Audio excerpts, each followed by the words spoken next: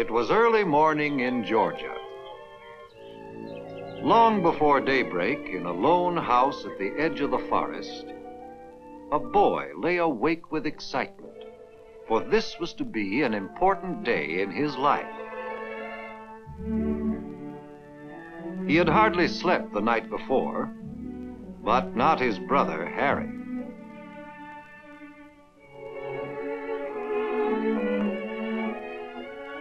In all fairness, you couldn't blame Harry. For him, it was just another day of work. But for the boy, it was the first day of his vacation from school, and he was going to make the most of it.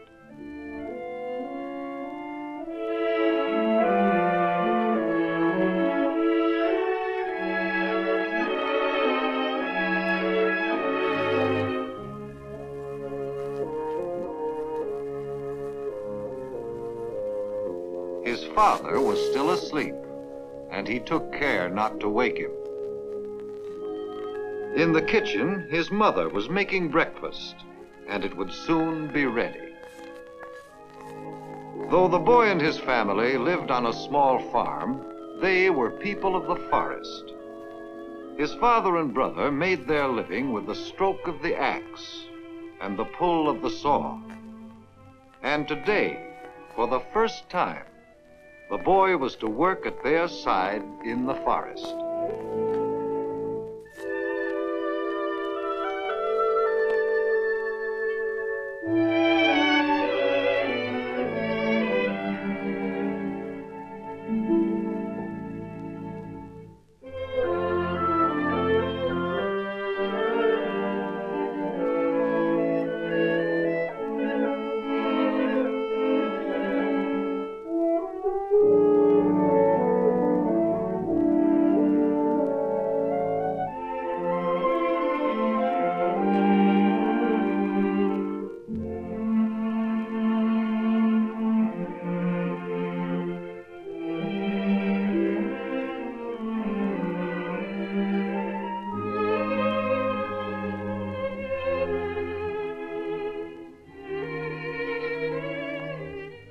People often say, you're as old as you feel.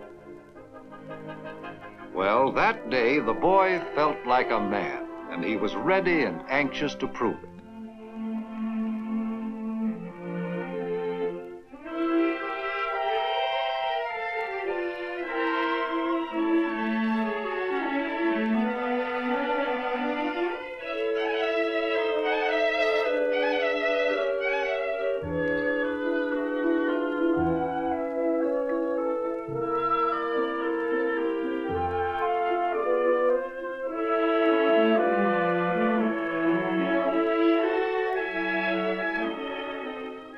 Yes, it felt good to the boy, having wonderful people for a family.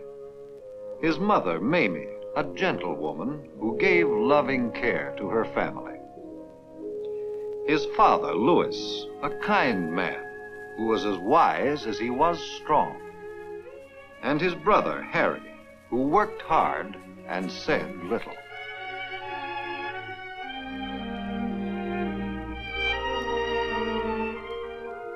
Together, they were the Hunter family.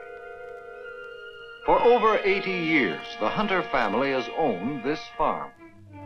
The boy's grandfather and his father before him cleared this land and planted cotton and tobacco.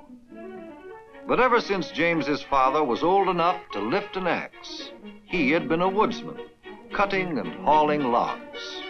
His tools were the simple tools of the forest, the axe, and the two-handled saw.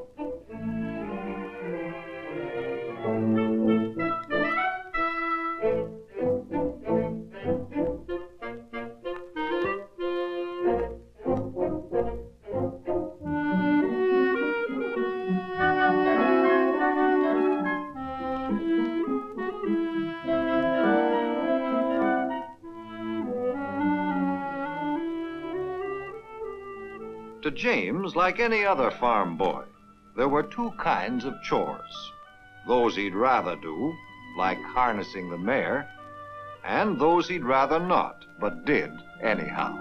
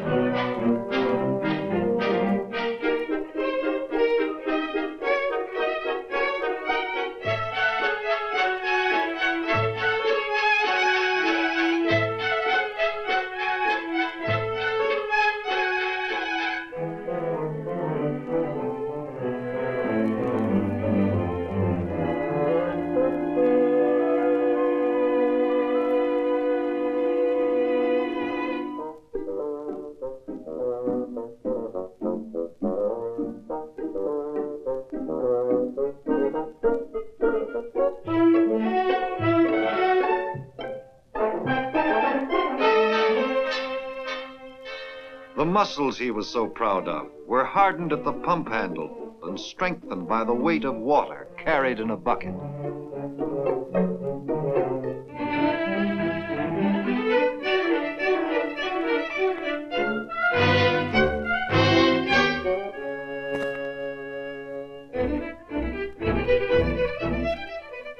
The hunters owned a truck for carrying the cut logs to the mill, and a mare called Lady, who dragged the heavy logs from the forest. The hunters have always worked for themselves, not for wages, and their earnings depended on how hard they worked.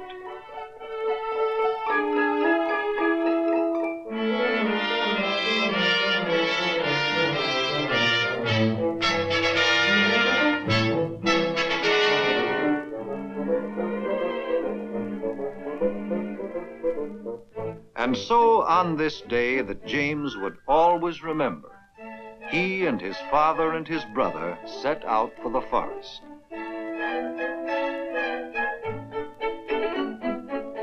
His chest swelled with pride, for today he felt like a partner in the firm of Hunter and Sons.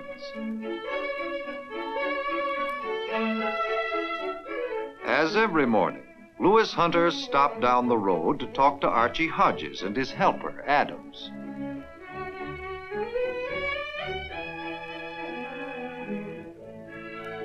Like the boy's father, Mr. Hodges was a man of the forest. They were all good friends and neighbors, living by the code of the woodsman, respecting the unspoken pledge to help each other in time of need.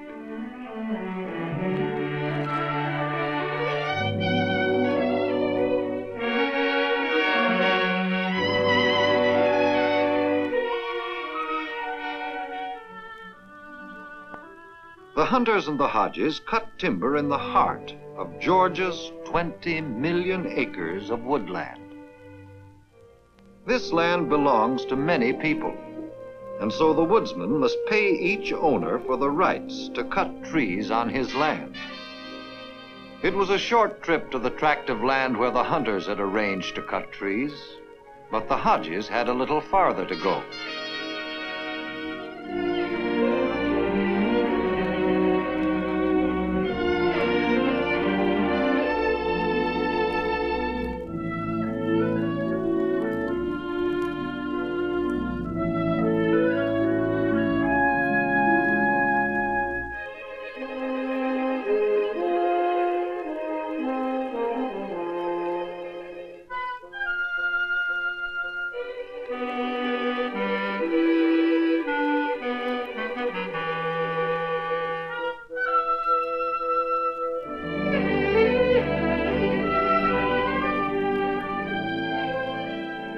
The pine trees stood up into the sky, straight and tall. Among them were some full-grown, ripe for the woodsman's axe.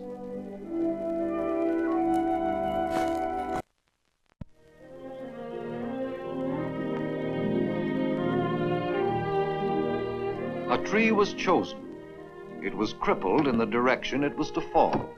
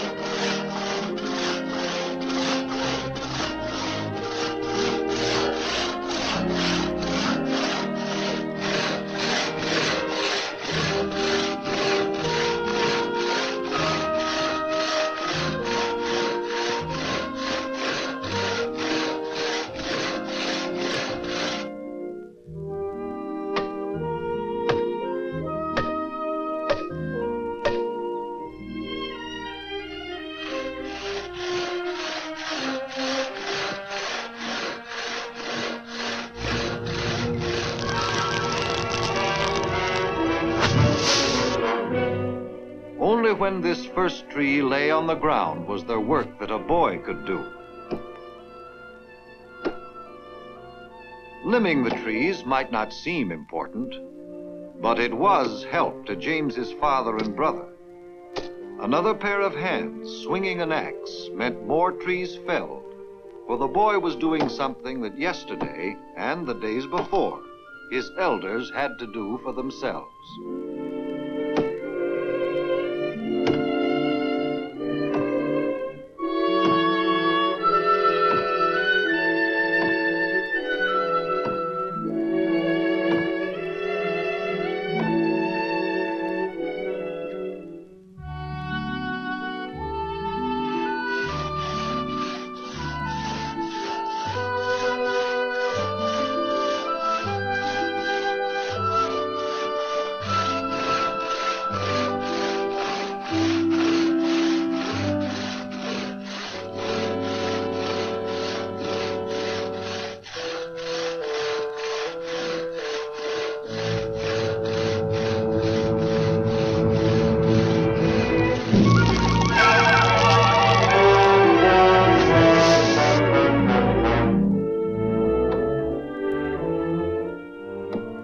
When a tree is down and its branches cut away, the woodsman's job is only half done. For a felled tree is worth nothing so long as it lies deep in the forest.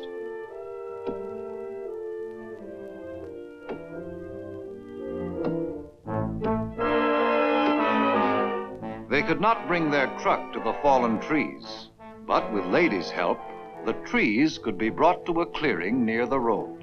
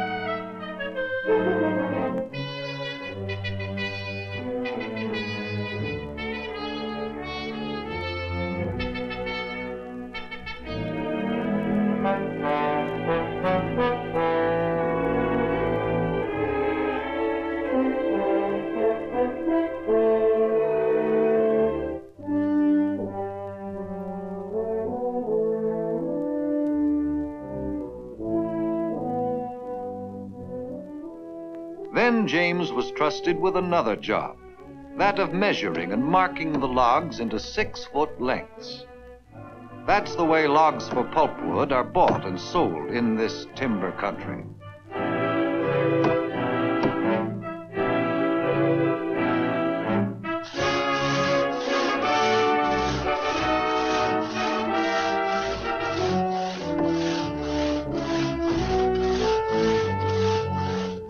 As he marked them, his father and Harry sawed them.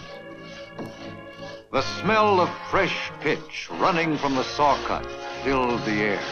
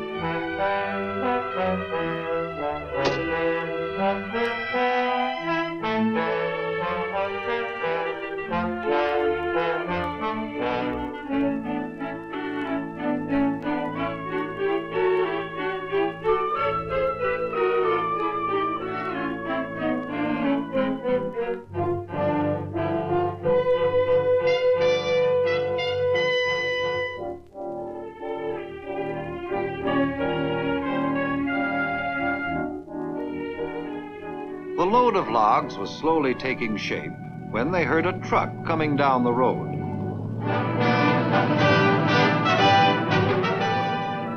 It was their neighbor, Archie Hodges, already on his way to the mill with a full load of logs.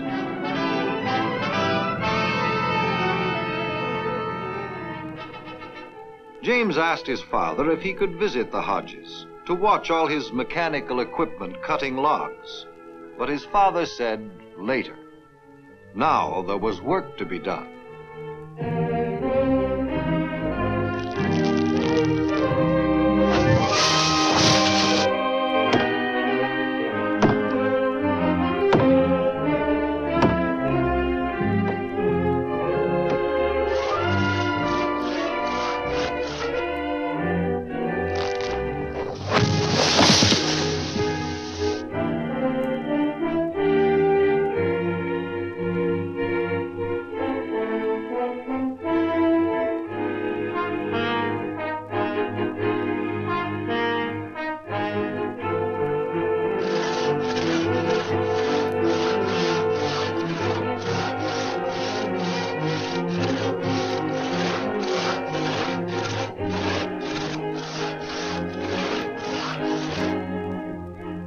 Only at high noon, when the hot summer sun beat down from the sky, did the hunters stop working. The time had come for lunch.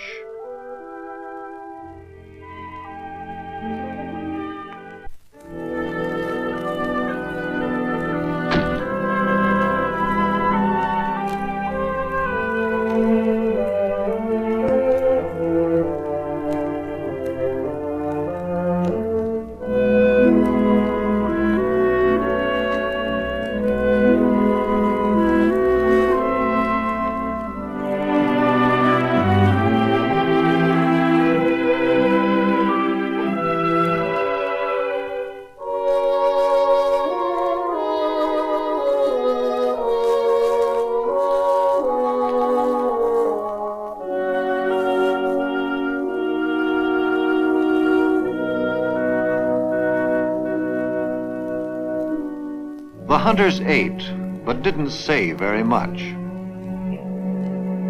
Father Hunter paid a feeble compliment to Mamie's lunch, but he didn't make James smile. James was in no mood for jokes, for there was something else on the boy's mind.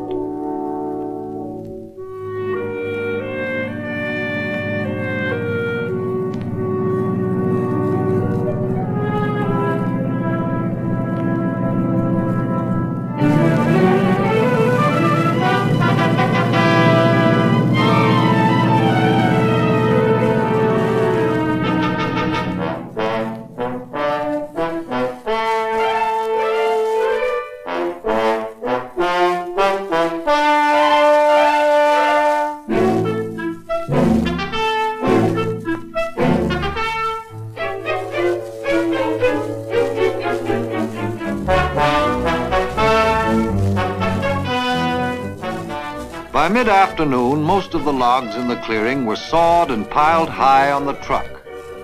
Yet there was room for half again as many logs.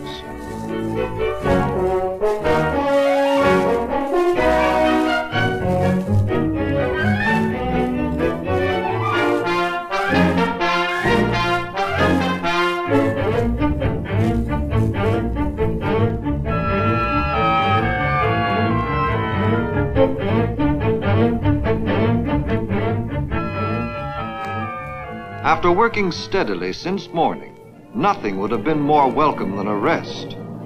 But then Archie Hodges came back down the road with another full load.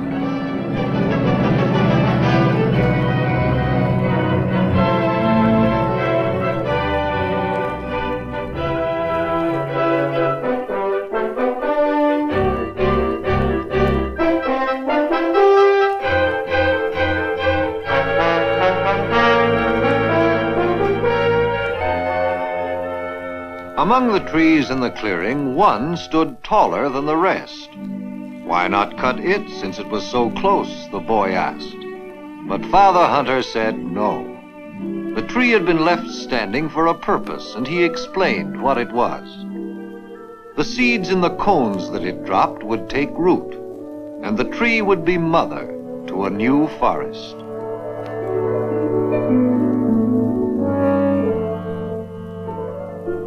But there were other trees, older and sturdier, ready to be cut. Waiting for his work to begin, James thought about Archie Hodges and how fast he was able to cut and load. James decided to visit the Hodges and watch them work.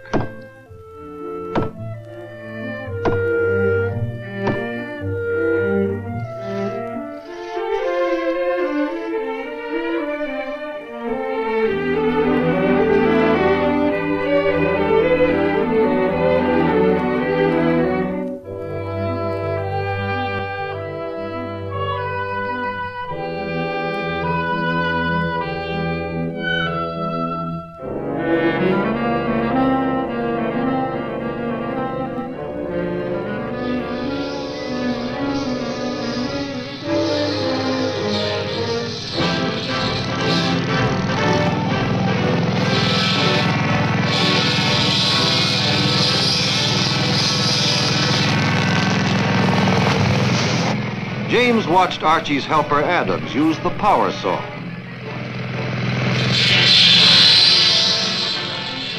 It cut through the trees like a knife through butter. With this power saw, it was no wonder that their neighbor felled 3 trees in the time the hunters cut one by hand. And instead of an aging horse, they used their tractor to drag the logs from the forest swiftly.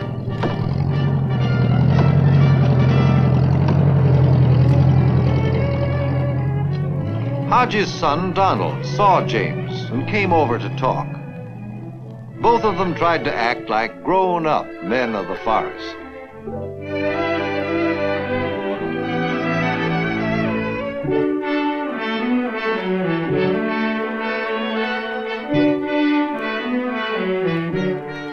Donald's father came over and invited James to stay, but James said he had to leave.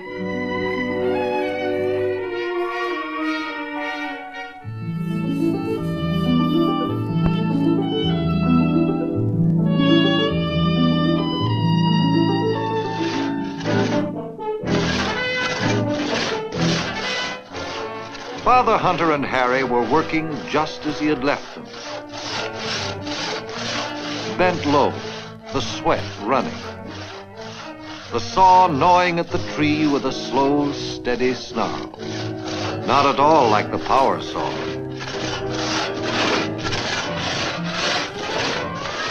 The boy was sick at heart.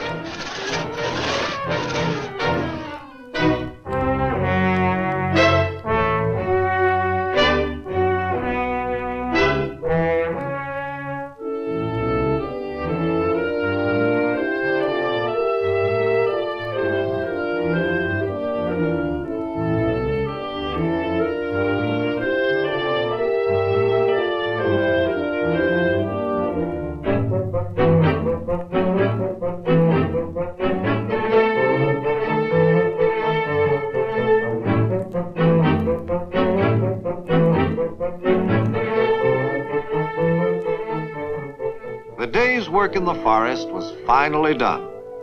But the best time of day was yet to come, at least for the boy.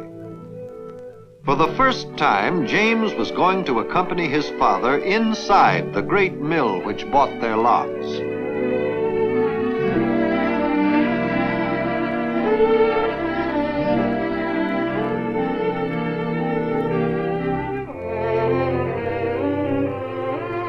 Big as it was, there was a friendly feeling about the mill. The boy's father was known and respected for the honest, hard-working man he was.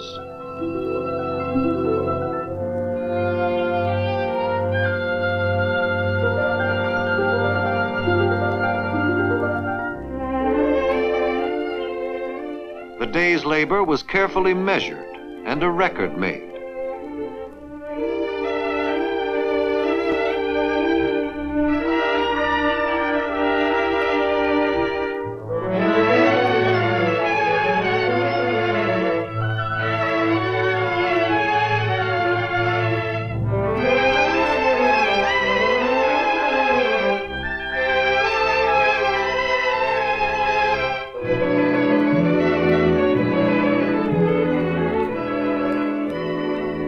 From the largest crane James had ever seen, a sling was lowered to cradle the load.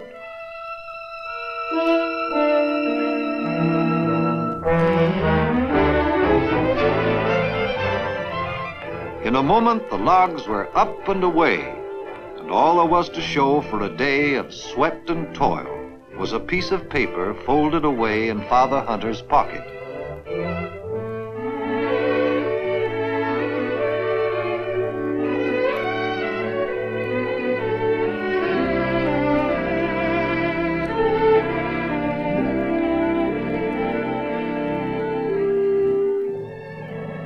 Father and son were on their way into the cashier's office when Tom Reese pulled up. He lived 10 miles up the road from the Hunters, but close enough to be called a neighbor. Even before the truck rolled to a stop, his power saw caught the boy's eye. People see beauty in different things. To James Hunter, that saw with its shiny blade and slim wheels was a thing of beauty. To Tom Reese, it meant something else. More logs with less work.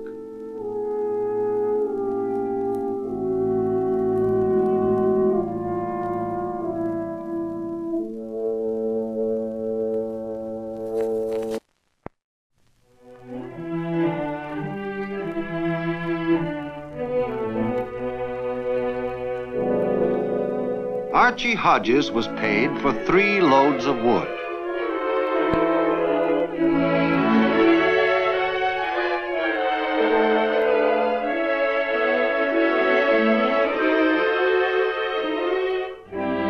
Tom Reese was paid for 3 loads of wood.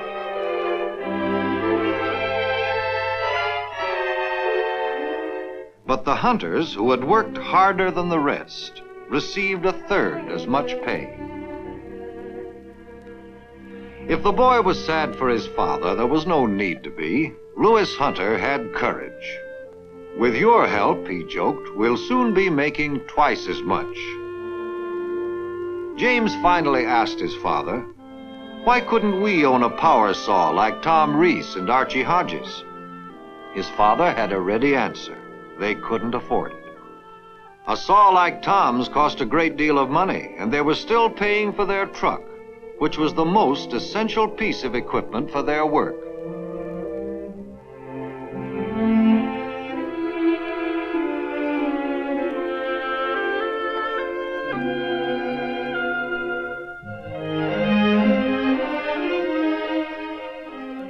On the way home, James tried to think how they could save enough money to pay cash for the saw. But the idea seemed impossible. He concentrated so hard on the problem that his father had to cheer him up.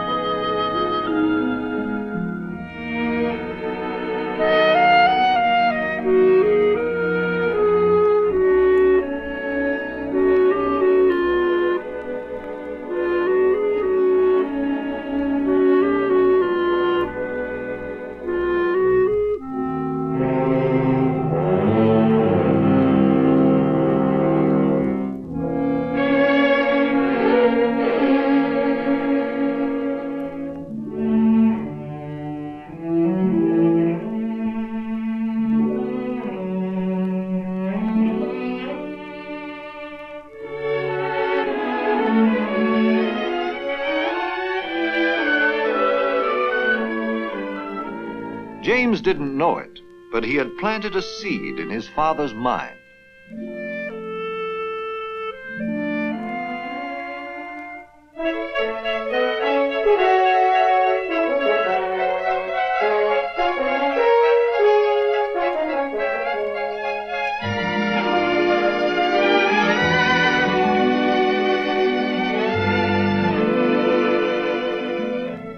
That evening, Father Hunter called his family together. He told them that as a group they were living within their means, spending the joint earnings mostly for things that were needed. Seldom was there money for the extra things. So long as Hunter and Sons cut trees by hand, there was little chance of bettering themselves. With a power saw, they could triple their earnings. But to get a saw meant working harder and making sacrifices. The money belonged to all of them, so it was up to all to decide. On that summer evening that will live in the boy's memory, James knew what the family's decision would be.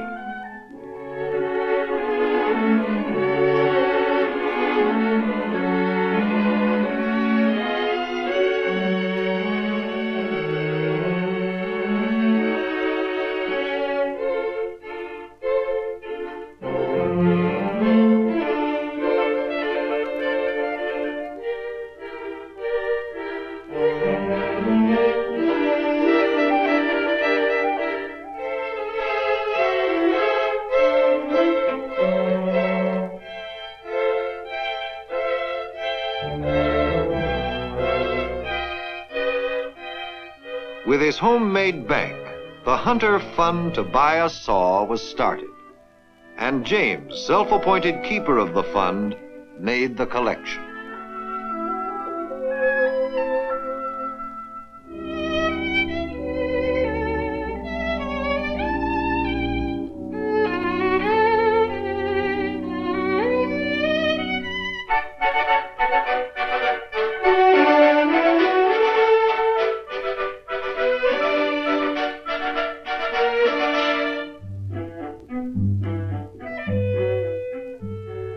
Every Saturday, the Hunters made a trip into town.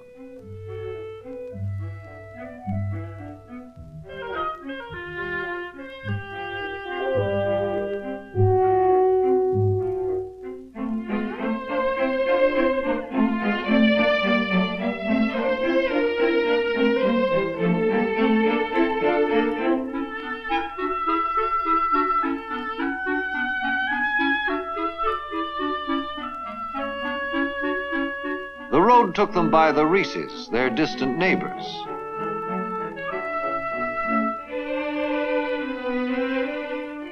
Tom's wife, Annie, had a sewing machine, much to the envy of all the women folk. Mother Hunter had put away a little money in the hopes of buying one someday, but now her savings were in the homemade bank.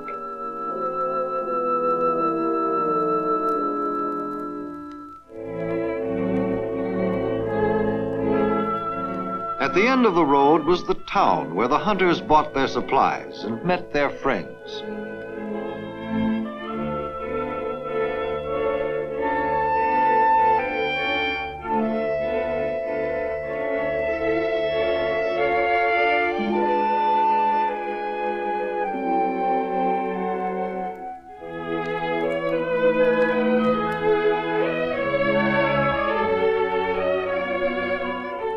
For Harry, there was one particular friend.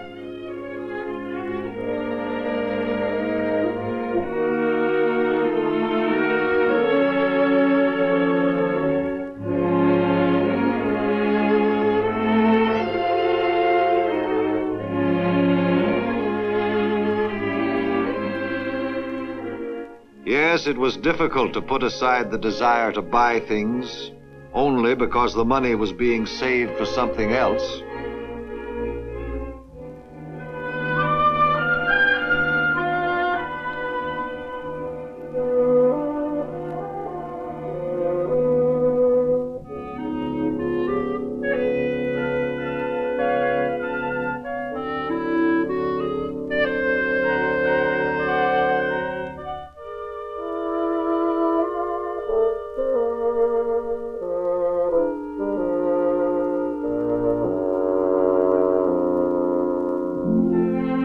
It was harder for Mother Hunter than any of the others.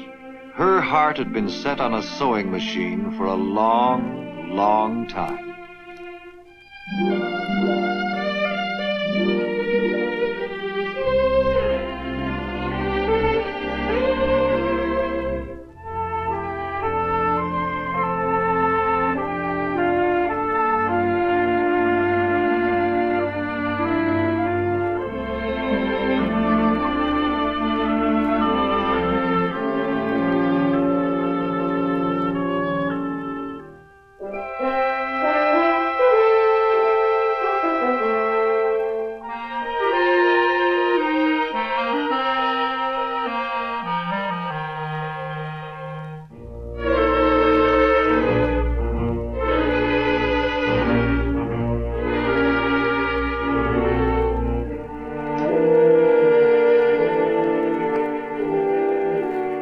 Mother Hunter soon discovered that shopping on her new low budget meant doing without some of the pleasant but unnecessary delicacies.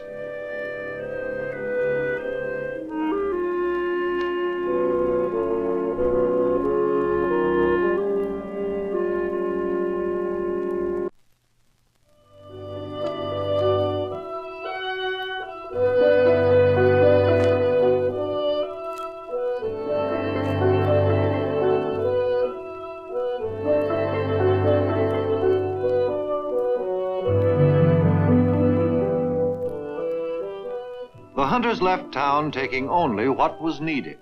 Not a cent was spent for anything they could do without.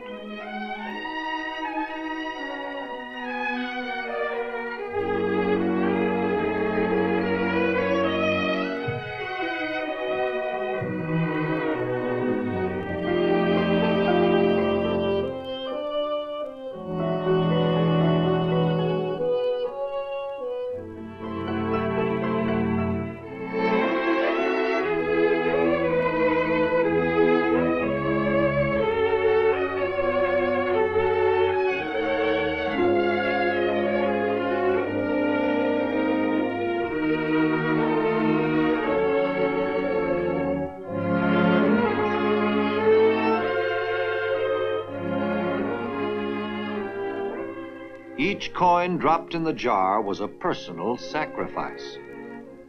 But it wasn't hard to make, because it was all being done for the common good of the family.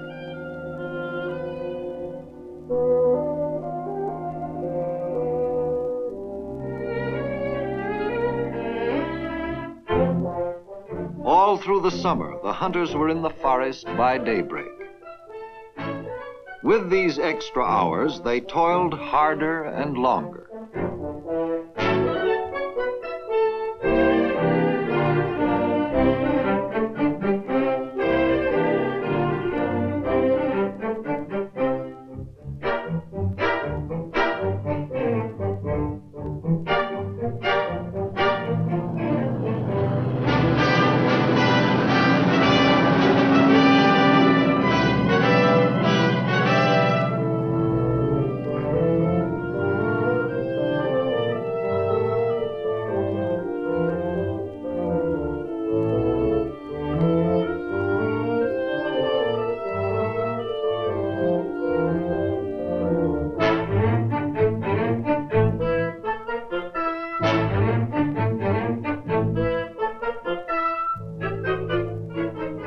And so the full load that once was a day's work was finished and on the way to the mill by mid-afternoon.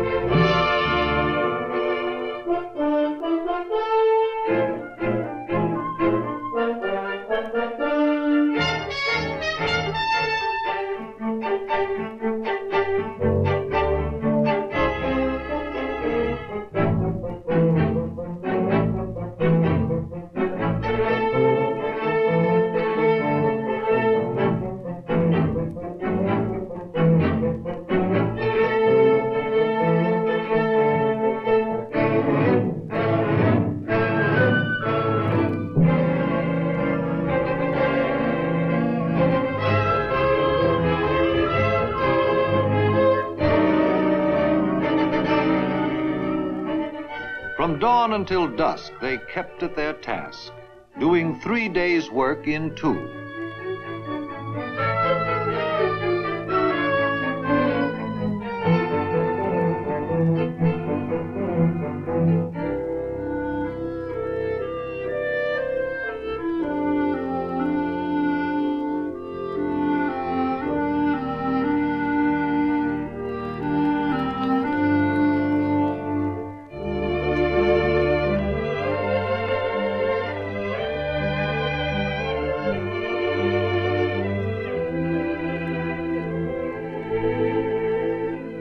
The Hunter truck was always last at the mill. They became a familiar sight to the workers on their way home at closing time.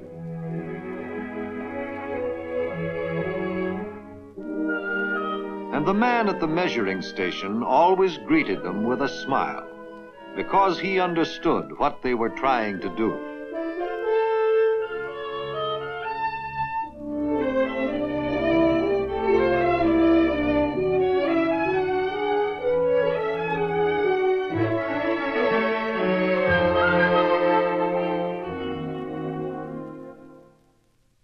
To the One on high, the hunters gave thanks for their daily bread. But to Mother Hunter went words of praise for making food that cost little taste good.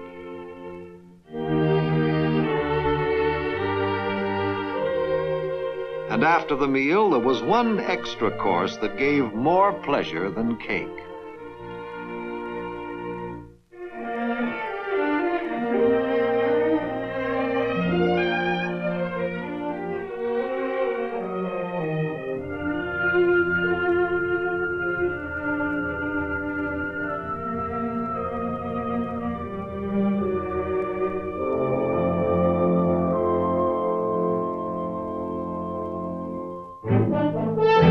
Day upon day, week upon week, hard work filled their lives.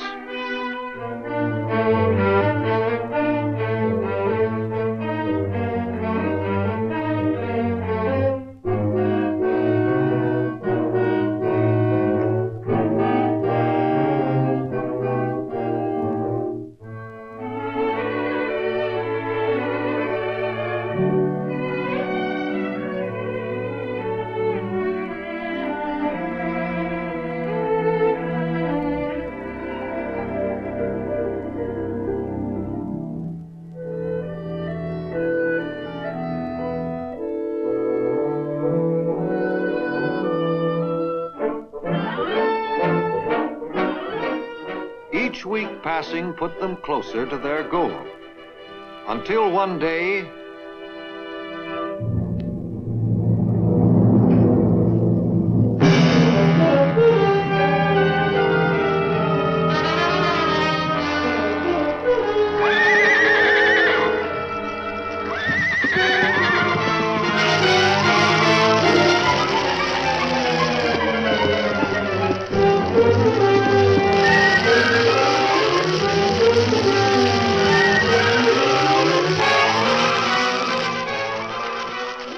Hunter's first thought was to get the precious truck out of danger.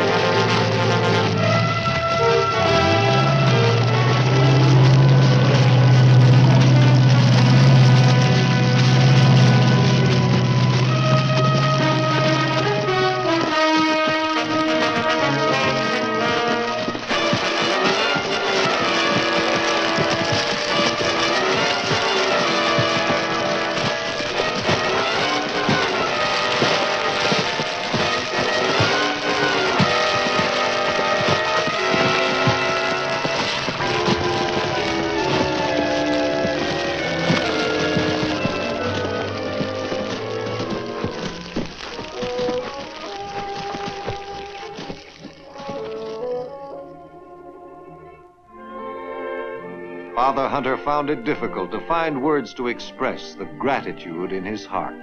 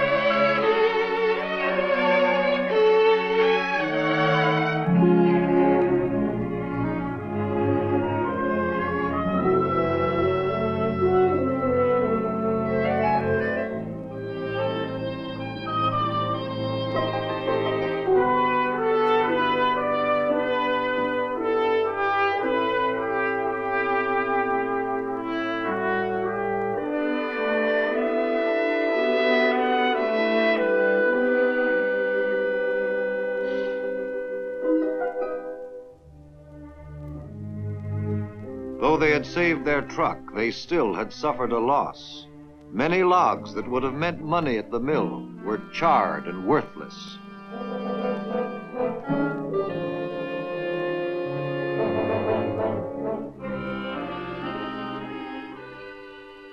But Father Hunter was as sensible as he was good. So long as they had their strength, they could always cut more logs.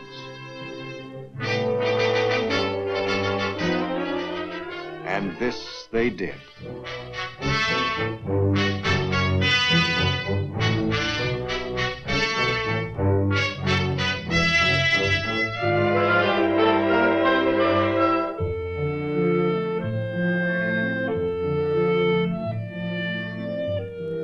By the time the first jar was filled and set aside for the second one, The fire was dim in their memory.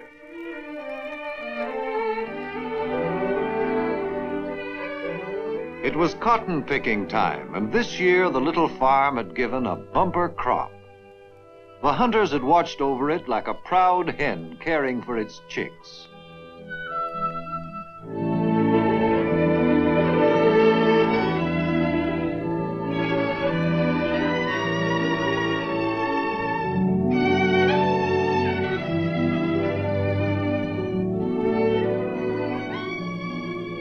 The money was collected and went straight into the jar.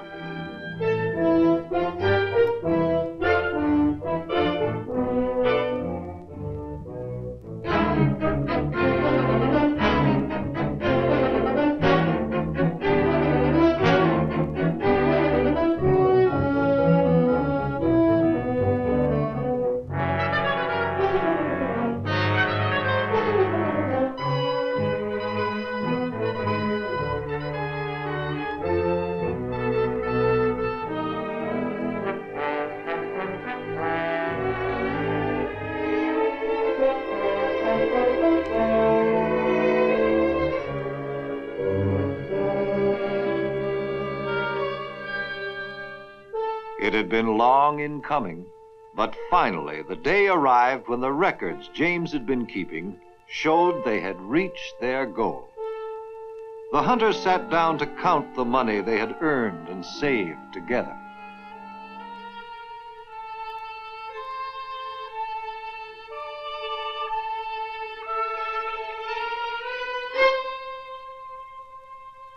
As keeper of the Hunter Fund to buy a saw, James was given the honor of final addition.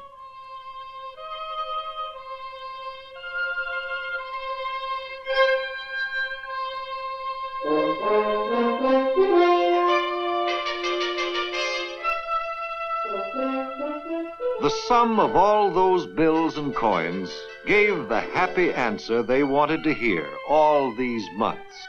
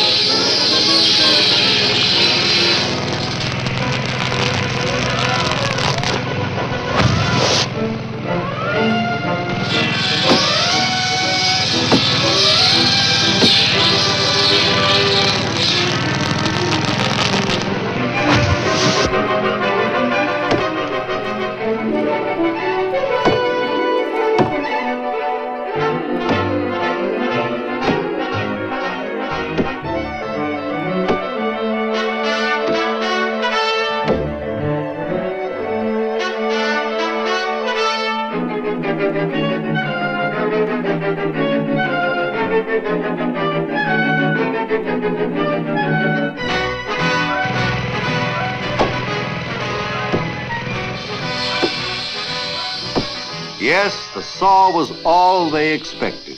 The whine of its blade and the purr of its engine became music to their ears. The two-handled saw, long admired, was forgotten.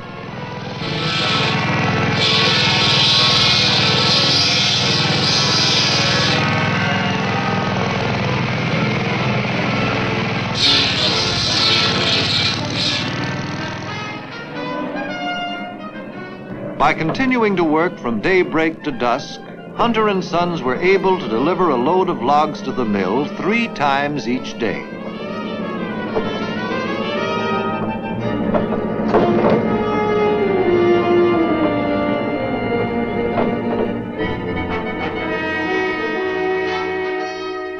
And now, when Father Hunter turned in his slips, he received as much money for 1 day's work as he used to get for 3. It was a good thing, good for all of them, and it showed in many ways.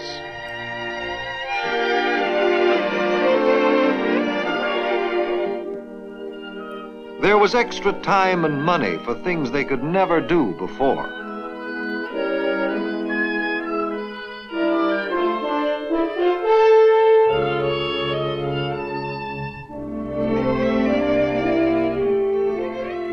And when there was finally enough money, Hunter and Sons didn't forget an obligation long postponed.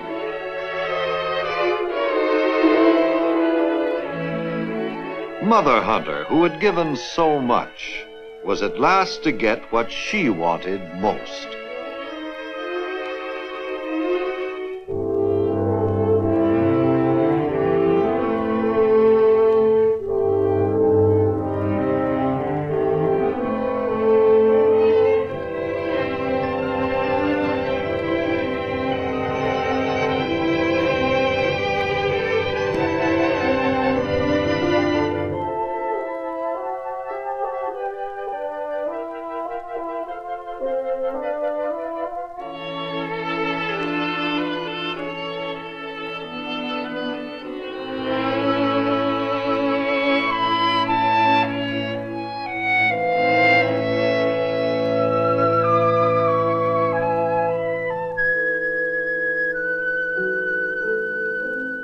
Father and Sons had never seen Mother Hunter happier, and because of it, they were all the happier.